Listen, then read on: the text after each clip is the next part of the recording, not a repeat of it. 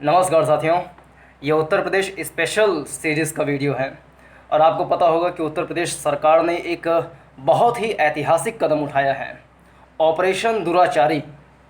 Operation दुराचारी का सीधा सीधा सा मतलब ये है कि अगर कोई व्यक्ति किसी भी महिला के साथ यौनिक अपराध यानी सेक्सुअल ऑफेंस करता है तो उसके पोस्टर को उस शहर के चौराहे पर चस्पा किया जाएगा, चिपकाया जाएगा, ताकि समाज जान सके कि अमुक व्यक्ति है जिससे समाज को बच करके रहना है, जिससे ये जान सके, लोग अवेयरनेस फैल सके कि इस प्रकार के व्यक्ति इस तरीके के काम कर सकते हैं, उनसे थोड़ा सा बच करके रहने की आवश्यकता है।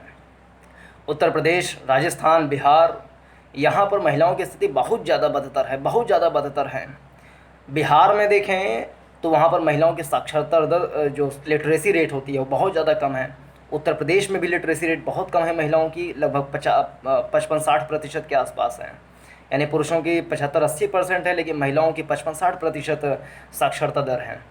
तो ये सब देखते हुए जो होता है, महिलाओं की स्थिति बहुत बदतर दिखाई देती है। राजस्थान में, हरियाणा में भी लगभग यही स्थिति है। महिलाओं के अत्याचार में उसके विभिन्न रूप हमें दिखाई देते हैं। जैसे कि कई बार होता है कि उनके साथ सेक्सुअल ऑफेंस के साथ साथ जो गर्भधारण महिलाएं करी रहती हैं, उनके गर्भ को गिरा देना, उनसे ज़बरदस्ती कह सकते हैं कि सेक्सुअल रिलेशन बनाना, या ऐसे भी कभी कभी केस आए हैं। जैसे कि अभी 3-4 दिन पहले ही समाचार पत्र में एक लेख छपा था, एक छोटा सा आर्टिकल छपा था, जिसमें बताया गया कि एक व्यक्ति का 4-5 लड़कियां पैदा हुई थी उसकी, फिर उसके 5वां बच्चा जो है पेट में था महिला के।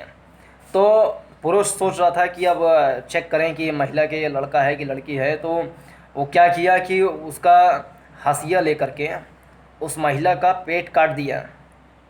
पेट काट दिया ये देखने के लिए कि लड़का है लड़की है। एक कहानी सुने होंगे बचपन में, कक्षा 3 में, कि एक आदमी होता है, वो दे काटता है मुर्गी, मुर्गी का पेट काट देता है अंडा निकालने के लिए, कि सारा अंडा एक के दिन में निकाल लें। वही कहानी इसमें भी थी कि वो लिंग परीक्षण, लिंग देखने के लिए पेटवे काट दिया उसका। इतना बड़ा अपराधी था, इतना बड़ा दिमाग, सनकी दिमाग था उसका। तो ऐसे लोगों को जो महिलाओं के साथ सेक्सुअल ऑफेंस करते हैं, और जैसे कि वर्क प्लेस पर भी ऐसी घटनाएं आती हैं। जैसे बहुत शर्म की बात है, ये बहुत शर्म की बात है कि उत्तर प्रदेश के हाई कोर्ट में, जो इलाहाबाद हाई कोर्ट है, वहाँ पे एक वकील हैं, उनका नाम है शैलेंद्र सिंह चौहान। उनके ही चैम्बर की एक लड़की, जो कि उनकी जूनियर थी, उनसे उन्होंने सेक्सुअल रिलेशन बनाने का प्रयास किए। तो कितनी शर्म की बात है कि अपने ही जूनियर से या अपने ही ऐसे चैम्बर में काम करने वाली महिला से यौनिक अपराध करना। लेकिन थोड़ा सा तकलीफ़ इस बात की कि इलाहाबाद हाई कोर्ट ने उनको जमानत दे दिया।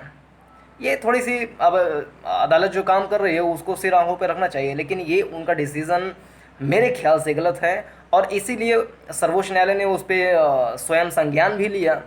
स्वयं संज्ञान क्या कि उस लड़की की एक फ्रेंड थी, लड़की थी, वो जाकर के सुप्रीम कोर्ट में याचिका दायर की कि इलाहाबाद उच्च न्यायालय ने एक ऐसे अपराधी को जमानत दे दिया है जो कि सेक्सुअल ऑफेंस के केस में फंसा हुआ है। तो सर्वोच्च न्यायालय ने भी उस जो डिसीज़न है हाई कोर्ट का, उसको भी रद्द कर दिया कि आप ऐसा डिसीज़न नहीं दे सकते हैं। तो यूपी में इस प्रकार के जो दुराचारी वाले मामले हैं, सेक्सुअल ऑफेंस वाले मामले हैं, उस पर तो लगाम लगा रही है उत्तर प्रदेश सरकार। और कुछ विरोधी, विपक्षी हर समय ऐसा तर्क देते हैं कि यूपी सरकार ठीक से काम नहीं कर रही है। लेकिन उनको आँख और दिमाग खोल करके देखना चाहिए कि जब से उत्तर प्रदेश सरकार में माननीय योगी जी की सरकार बनी है, तो एंटी रोमियो स्क्वाड वो तुरंत ही लेकर के आए। इसके अलावा पॉक्सो अधिनियम जो है, जिसमें protection for children from sexual offences वाला जो एक्ट है, वो भी कड़ाई से पालन किया जा रहा है। उसके तहत बहुत सारे फास्ट ट्रैक कोर्ट बनाए जा रहे हैं, जिसमें सुनवाई जल्दी जल्दी से हो जाए। इसके अलावा महिला व बाल विकास संगठन, सुरक्षा संगठन नाम का एक संगठन बनाया गया, जो कि इन सभी मामलों की जांच पड़ताल करेगी। इसके अलावा आईपीसी यानी कि भारतीय दंड संहिता में धारा 375 और 374 में भी रेप वाले मामले हैं। अब उत्तर प्रदेश सरकार इसमें बहुत अच्छे से काम कर रही है, लेकिन थोड़ा सा ये चिंताजनक बात ज़रूर है कि आंकड़े जो हैं वो बहुत ज़्यादा संतोषजनक नहीं है इस वाले मामले में।